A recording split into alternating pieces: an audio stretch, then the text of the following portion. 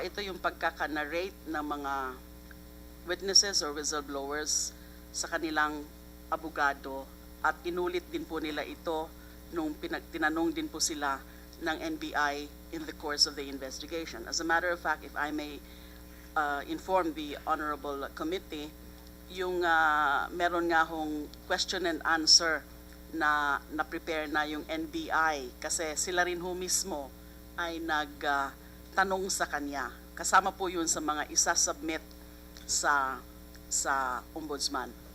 Okay. Sinasabi mo kanina, Ben-Hur, yung kung paano ang usapan, paano yung transaksyon o deal na ginagawa ni Mrs. Napoles sa mga ilang mga legislators. Okay. Dati mo na yan in-explain sa amin. Pakiulit, please, yung una, ano muna ang namamagitan. At kung pwede, mag-cite ka ng isang example ng transaction with a legislator, pero wag na muna sabihin kung sino yon. Sige nga. Una po, mag-uusap si Ms. Napoles at saka ang lawmakers. Tapos, ang mangyayari po, ang pag-uusapan nila kung saan po ilalagak ang pondo. So, halimbawa, ang sabi ng lawmakers, meron akong 10 million.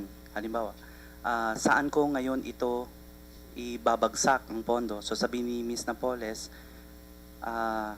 sa PDAF ko.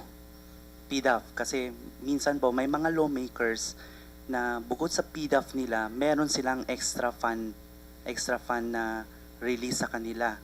Meron Kasi PDAF, dyan sa listahan na yan, PDAF and then special funds from departments. Example, yung tanong ko kanina, mag-isip ka nga ng natatandaan mo na isa talagang specific na usapan. Halimbawa po, yung PDAF ng isang lawmakers. Isa lang? Tapos, opo, Okay?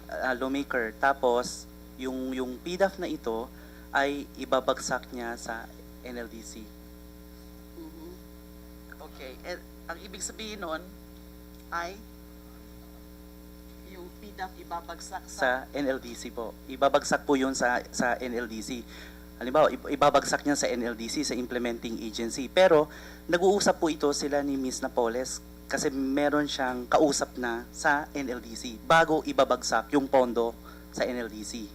Ano ang mga specific na usapan kapag sa stage na yan na hihingi sa PDAF?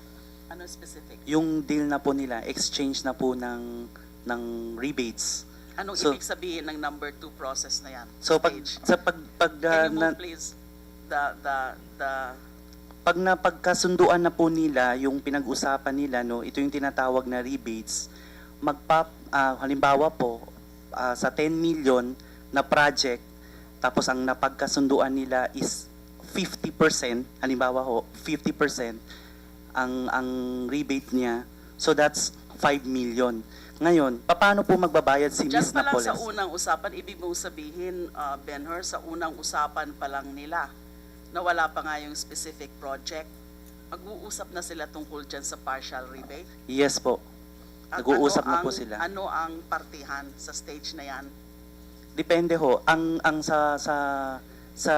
sa deal po nila dito, no, halimbawa sa 50%, minsan nagpapaluwal si Ms. Napoles na parang cash advance partial. So, ang kanyang form of payment niya, it could be in the cash, pwede rin po cheque, mag-i-issue siya sa kausap niya, May- sa lawmakers. Sometimes po. May pruweba ka dyan na hindi lang pala cash ang nagiging bayaran sa partial rebate? Yes po. Ano ang preba? Yung account number po ng lawmakers na binigay po nila kung saan, itong fund transfer po, na meron po kaming account number ng mga lawmakers. And not only the lawmakers, sometimes po yung chief of staff, na meron kaming account number nila kung saan namin ikikredit o ipapasok o yung pinag-usapan nila. So ikaw mismo, meron kang mga account number? Yes Anong po. mga kausap Yes ni po. Mrs. Napoles? Yes po. Either yung lawmaker mismo, senator or congressman, Yes po. or yung chief of staff? Yes po, yung congressman at saka yung chief of staff. So, sa number 3 step, yung pagsulat ng fund source. Pag sinabi nating fund source, sino yan? Yung sa lawmakers Yung po lawmaker. Writes a letter to DBM which is coursed through the chair.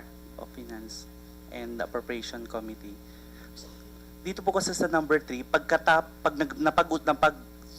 kung napagkasunduan na nila no, kung saan ilalagak yung pondo, so itong lawmakers na to, susulat po sa DBM na naka-attach na po doon yung kanilang identified implementing agency, identified project description, and the amount kung ano yung napag-usapan nila.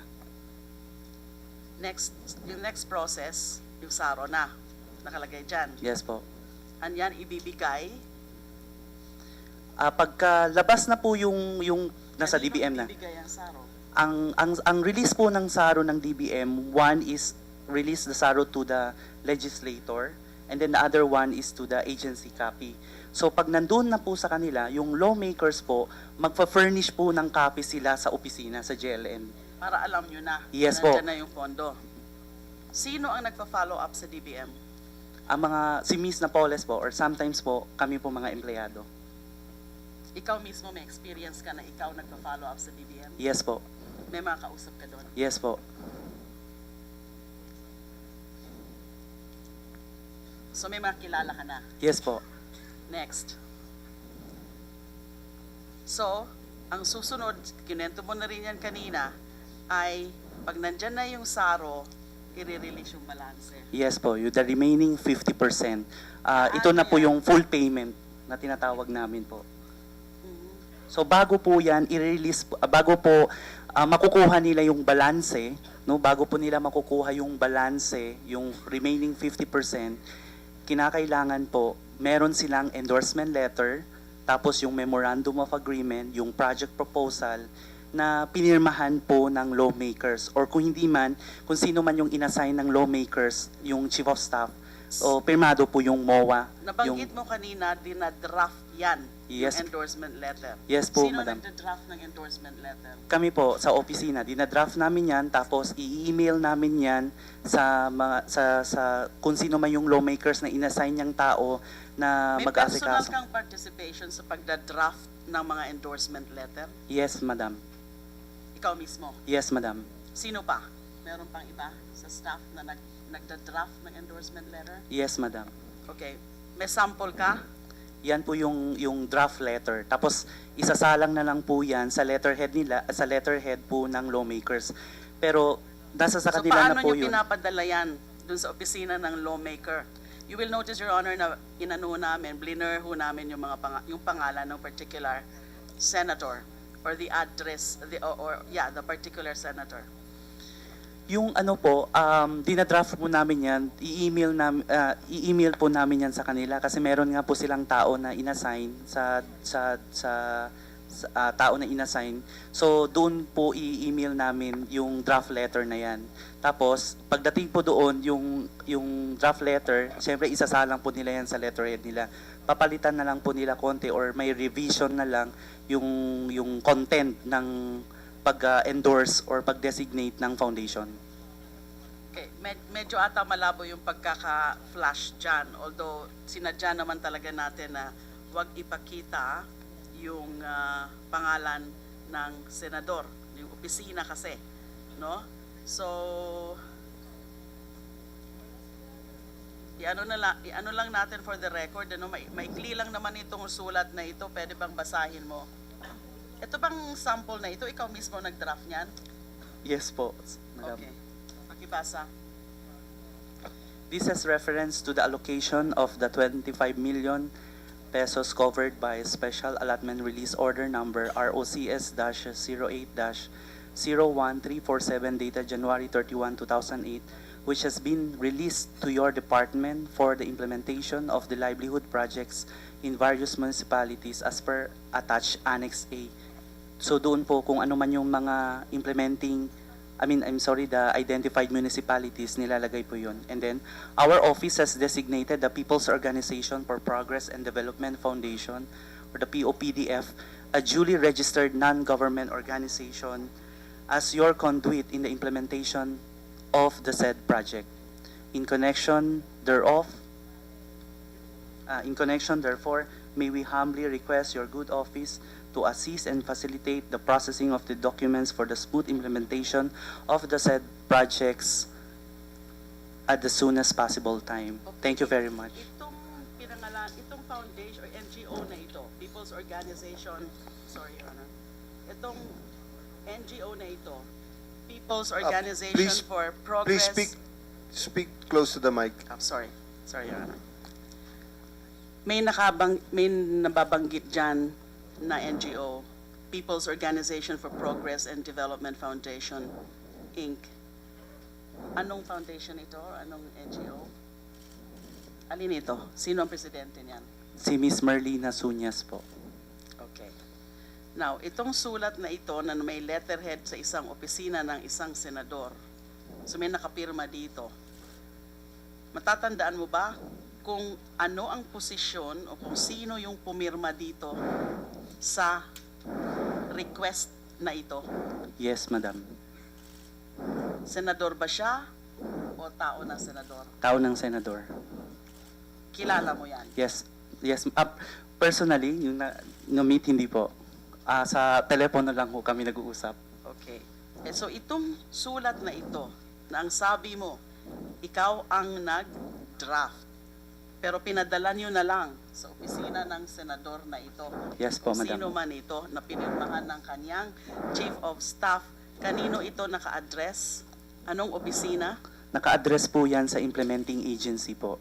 For example, sa NLDC, naka-address po sa President, kay Miss President Gondelina Amata. Kung sa NLDC po. Ito, sa pagkakatanda mo, ano sorry. kaya ito? Ano kaya ito? Alam ko po sa may ano yan, okay lang, sa NABCOR. NABCOR. Yes po. Okay. Can we go back please to the PowerPoint? So, meron ng ganong endorsement letter Yes po. from the office of the particular senator identifying yung selected NGO na sabi mo nga kasamahan nyo. Yes po. Tapos meron itong memorandum of